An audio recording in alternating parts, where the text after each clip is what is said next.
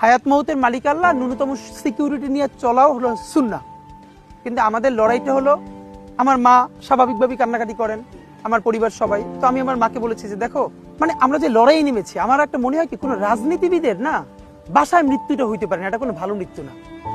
যিনি রাজনীতি করেন, যিনি লড়াই করেন, যিনি বিপ্লবী, যিনি সংগ্রামী, তার মৃত্যুটা হবে একটা সংগ্রামের মধ্য দিয়ে, একটা রাজপথে, একটা গ্লোরির মৃত্যু।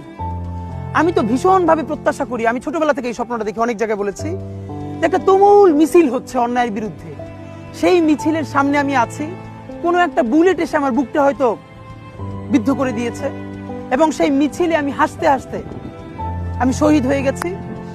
এবং সবাই যখন মৃত্যুটাকে ভীষণ ভয় পায়, আমি তখন হাসতে হাসতে আল্লাহর কাছে ভীষণ সন্তুষ্টি নিয়ে পৌঁছতে চাই যে আমি একটা ন্যূনতম ওই জীবনটা লিড করতে পারলাম, যে আমি একটা ইনসাফের হাসি নিয়ে আমি আমার আল্লাহর কাছে পৌঁছতে চাই।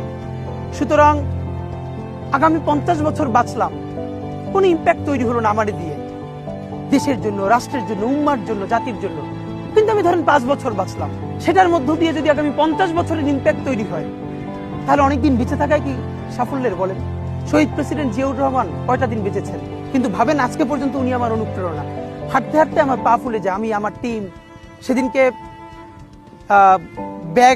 ব্যাগের মধ্যে জুতো নিয়ে তারপরে একটা শপিং মলে ঘুরছিলাম, মানে পা ফুলে গেছে, পা জুতোয় ঢুকাতে পারছিলাম না।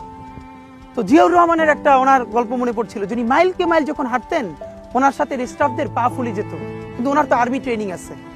তখন তাকে বলতো, স্যার আপনার তো আর্মি ট্রেনিং, আমরা তো আর পারি না। এই জন্য ওনাকে মানুষ রাখাল রাজা বলতো।